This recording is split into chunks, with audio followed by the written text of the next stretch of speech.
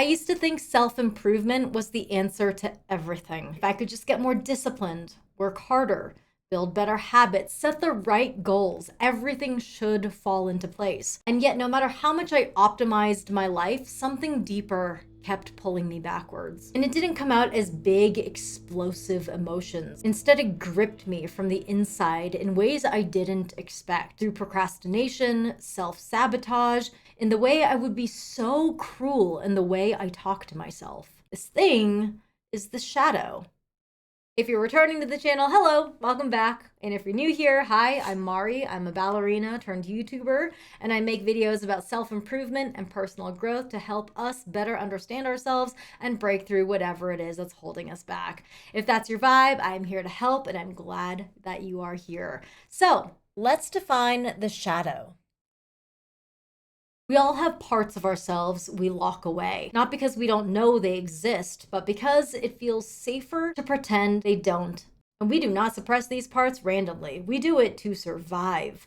Whether it is to be accepted, to feel safe, or to avoid pain. Maybe as a kid, you learned that anger wasn't allowed, so you call it frustration now and pretend it's different. Maybe you were told that being sensitive made you weak. So you shut that part of yourself down and now struggle to connect deeply with others. Surprisingly, shadow work isn't about fighting and discarding the worst parts of us. And for some of us, me, fighting and discarding would probably be easier and more comforting, to be honest. But it's not that. Instead, it is doing the much scarier thing, which is facing them, understanding them, and ultimately doing the least scary thing, which is embracing them into our lives. Trust me, I have tried beating it into submission my entire life, but that slippery bastard just needed me to listen. Ultimately, shadow work led me to have better self-esteem. It improved my relationships, and it was a major component in unlocking my greatest potential. So I hope you find value in it too. So let's get started by asking, what is shadow work? First, let me introduce the persona. We all have one. It's the polished version of ourselves we present to the world. It's deliberate, it's curated, it's the practiced smile, the carefully chosen words, the version of ourselves that fits the world. Our persona is friendly, composed, and safe. Our persona is accepted. Meanwhile, as the persona graces the world, something follows but never quite catches up. We can't hold on to it, we can't touch it, and yet it always seems to be there. It's silent, it doesn't beg for attention, it simply exists, mirroring and lingering in the periphery. For a moment, we question if it spoke. Did it seem bigger? Perhaps it reached out. Then suddenly we turn around and it is behind us, perfectly still. This is how we experience our own psychological shadow. It presents in ways we don't always recognize. It moves with us, influencing our choices, shaping our behaviors, but it doesn't speak unless we're paying attention. And for most of us, we spend years pretending it isn't there, because who wants to admit they're all the ugly things the world tells us not to be? Angry and vain and jealous and controlling, lazy, greedy, judgmental. The world awards us for being our personas, for being the life of the party, the one that lights up a room. But when the undesirable shadow reveals itself like an unexpected +1 in the room, we feel shameful. And we feel embarrassed, and we're quick to dismiss it like, oh, I don't know what that is. I don't know who that is. I don't associate with that. That's not me. But we don't suppress these parts of ourselves by accident. It happens really slowly. Maybe we learned early on that anger made us difficult, so we turned it into silence. That vulnerability made us weak, so we learned to hide it behind logic. That standing out made us a target, so we shrank ourselves to fit. Over time, these choices stop feeling like choices at all. They become automatic. We forget that we ever had another way of being. Psychiatrist Carl Jung introduced this concept of shadow work, and his full diagram of the self is a lot more complex. So I've simplified it to two parts, the persona and the shadow, for our purposes today. Jung believed that in order to fully understand ourselves, we have to examine the version we keep hidden and integrate it into our lives. And I know that integration is an interesting word. It's almost like, I don't know, the way I hear it, integration of the shadow part might sound a bit like embracing the negative to step into like our villain arc or something, but it's not that. I mean, that sounds fun, but you can leave your cape in the closet. Anyway, shadow work isn't about becoming reckless or leaning into our worst impulses. It's actually about understanding ourselves better so we're no longer controlled by the parts of us that we ignore. We don't lash out.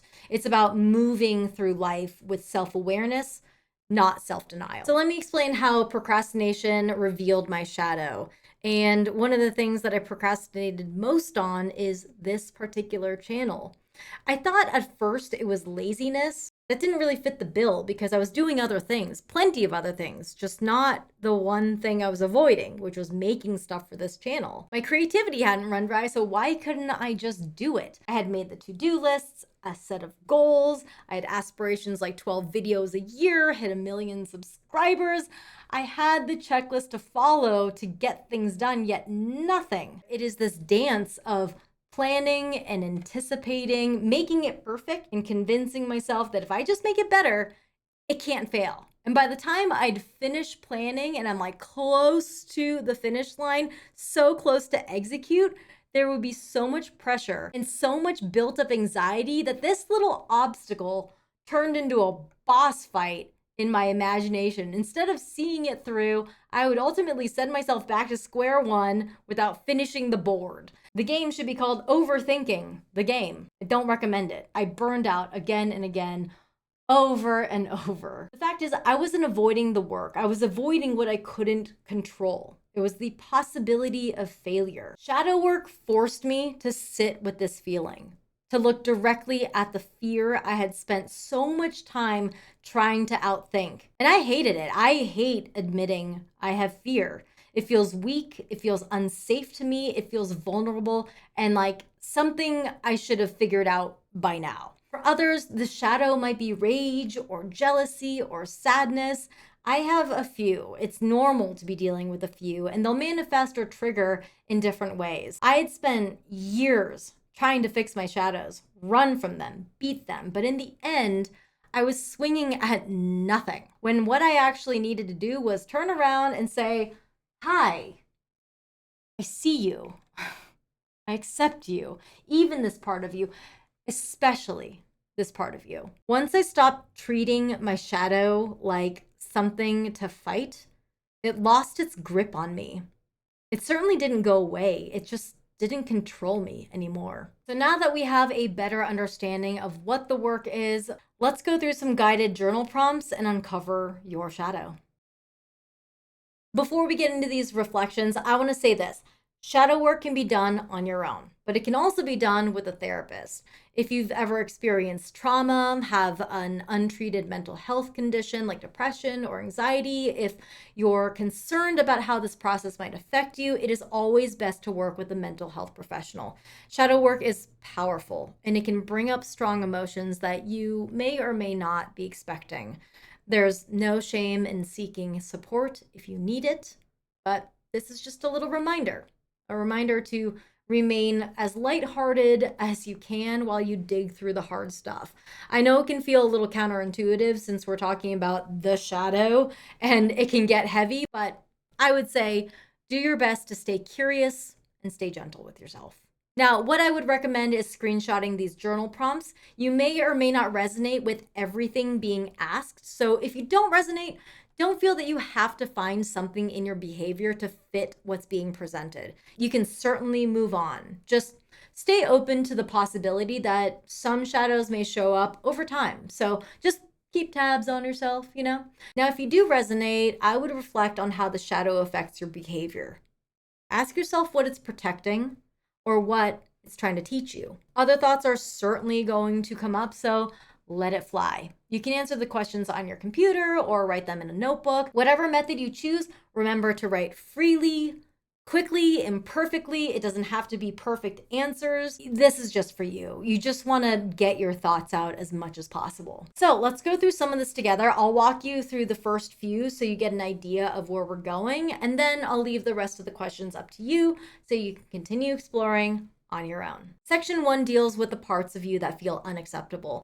Think about a time you felt like you had to hide a part of yourself.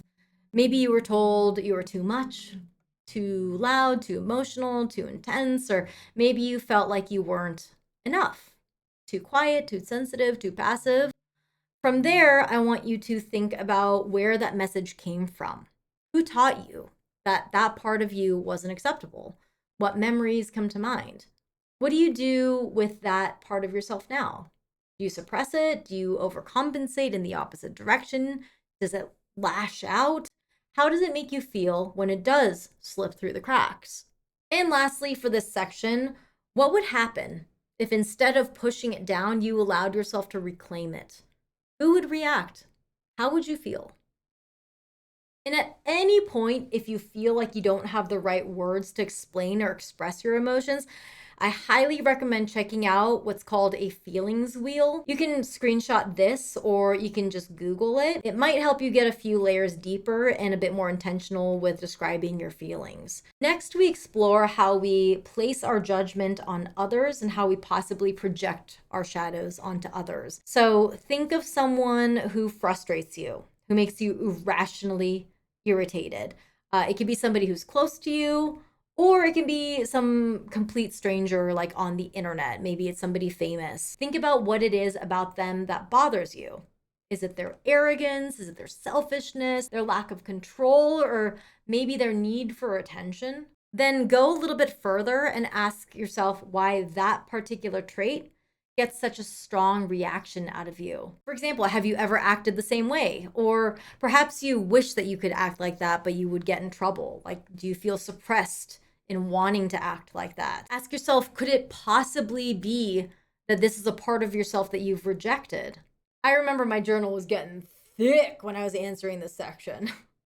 And yes, this is just a little reminder, a little intermission, if you will, to, stay lighthearted as you go through these. Stay curious as you answer. I know they're heavy questions and they dig around in those emotions, but I hope it leaves you at least a little less burdened by putting the thoughts down. It's a good exercise. Just start journaling if you don't already. Okay. Intermission over, let's move on. Section 3 deals with the fear beneath the procrastination because it is something that we all deal with. Now, think of something you keep putting off, not because you don't want to, but because it feels heavy. It could be a creative project, a difficult conversation, a change you know you need to make. Then ask yourself, what are you actually avoiding? Is it the risk of failure? Is it possibly the pressure of success? Is it the fear of judgment? Is it that the work is too hard? What is the worst thing that could happen if you followed through? Now, there are 8 questions total, and I'll put them back on the screen again. These questions aren't about finding a quick answer. They're about noticing patterns. I personally like to go through and highlight words I repeat often. It might be a person in your life. It might be an emotion. It might be a situation. That pattern can be really revealing in how it secretly drives your behaviors and your decisions. If you're having a hard time figuring out what those patterns are manually and you're comfortable using an AI like ChatGPT, it can be a really powerful tool to offer feedback. What you can do is after you're done journaling, you can copy and paste or type out the questions and responses in GPT and ask questions like, what patterns or themes do you notice in my answers? What might these reactions or emotions be pointing to? Or how do these responses connect to my past experiences? You can also prompt it and make sure that it knows that you are doing shadow work. If journaling feels intimidating or if you want another perspective, this could be helpful. But of course, only use it if it feels right for you. This is just one of many ways to deepen your understanding, and you don't have to use it. So now that we've done this work, what do we do with this information? How do we bring your shadow into the light? If you've made it this far, I just want to take a moment to acknowledge that shadow work isn't easy, even if it's just listening. It's uncomfortable, it's messy, and it asks you to look at parts of yourself that is easy to avoid for years. Just recognizing these patterns is a huge step because I'll tell you firsthand, it is scary as fuck. But here we are. Now let's get back to it. We've uncovered these parts of yourself. What the hell do we do with this information? First, we observe without judgment. The first step isn't to force change. It's just to notice and observe. Start paying attention to when your shadow shows up in real time. When you feel resistance or defensiveness, an irritation, you might call it a trigger. In those moments, pause and ask yourself, what am I actually reacting to? If you can, recall your journal answers and be like, oh, wait, hold on. Is this connected to that thing or that feeling or that person, that experience? See if you can figure out what part of you is being triggered in that moment. And when you catch these moments, do not shame yourself. Don't make it a problem to fix because it isn't. Just observe and say, hey, I see you. There you are. Just turn around. It's there. Again, shadow work isn't about getting rid of your shadow. It's about bringing awareness so that it doesn't control you from the background. Instead, we move on to number 2, recognize that your shadow was there to protect you. Your shadow isn't a flaw, it isn't broken, and therefore doesn't need fixing. Your shadow formed for a very good reason. Yeah, we pushed it away and we reject it, but it formed out of a primal need to protect us. Maybe you learned that being quiet kept you safe, so you suppressed your voice. Maybe you learned that being the strong one earned you approval, so you pushed down your need for help. Maybe you convinced yourself that you don't need validation when really a part of you still craves recognition, but is too afraid to ask for it. Your shadow is not your enemy. It's a part of you that's been waiting to be understood. Once you start recognizing your patterns, try making really tiny shifts. If you suppress anger, practice setting a boundary, even if it's just saying no to something small. If you catch yourself judging someone harshly, pause and ask, could this be a reflection of something in me? Like, is this something that I wanted? Now I'm judging real hard. If you always downplay your needs, try expressing one thing, even if it's uncomfortable. I've had a really interesting time with integration. It certainly doesn't happen overnight, and sometimes it might surprise you. I'll tell you how I have integrated some of my shadows. One of my patterns is perfectionism. Perfectionism draws me away from trusting and using my instincts. I try to use logic rather than my gut to make decisions for me, and that leads to the overthinking. So to integrate my perfectionism shadow, I found the answer in Brazilian Jiu-Jitsu of all things. Just stay with me. Check it out. It's a hobby where it forces me to surrender control in a safe environment, right? A hobby where I have no time to overthink. I have to react purely on instinct. It's a hobby that gives me an end goal of like submit or don't be submitted. But the road to get there is unpredictable and a little messy and full of scrambles. And it looks like this until I get to the end goal. It is a very, very unexpected way of integrating this particular shadow, and I can't emphasize enough how much it's working. The other ways I'm integrating my shadows aren't as like big commitments like Brazilian Jiu-Jitsu. Like it's not this grand gesture. For example, listening to affirmations just on Spotify. And I listen to the same 30-minute album on repeat for hours while I work and while I fall asleep. If you're unfamiliar with affirmations, they're mantras that are spoken from the first person. For example, I am capable, I trust myself, and so on. And if you're rolling your eyes right now, I get it. I was you. I was you for a very long time. But I will say this, listening to affirmations has actually replaced negative self-talk. Yeah, I get it. It sounds hokey, but rewiring your thoughts is rooted in science. I'm not going to go too far into it, but with neuroplasticity, the brain has the ability to basically change its default settings. You're updating your OS. It can rewire itself by forming new neural pathways in response to experience, repetition, and thought patterns. Basically, the more a thought is repeated, the stronger its neural pathway becomes. So yeah, Listening to affirmations can be argued that it's way more passive than jujitsu, but it's still done incredible things. How do I explain this? It's like the self-doubt and imposter syndrome that used to plague my brain have no room in there because this lady's speaking nice things into my ears and just scrambling things and rewiring how I think. The self-doubt is sitting in there doubting its own self-doubt and is like, wait a minute. Yeah, hell yeah. I think I am capable. And I imagine it's like a tent in there, and self-doubt is just sitting there cross-legged with a little blanket around itself, just getting a hug from this affirmations lady. Because I'm not pushing self-doubt out of the tent, this affirmations lady is like pulling self-doubt in and be like, you just sit down there. Let's just, just listen to me for a second. That's what it feels like. Does that analogy make sense? I don't know. It's really cute in my mind.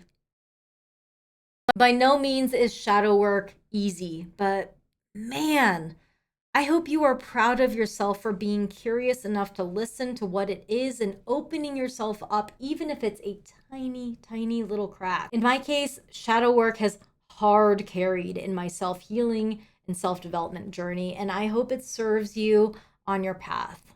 It takes a lot of courage to sit with yourself and to ask these questions and to see the truth of who you are, not just the version that's easy to accept, but accepting the shadow as well. You're not becoming someone new.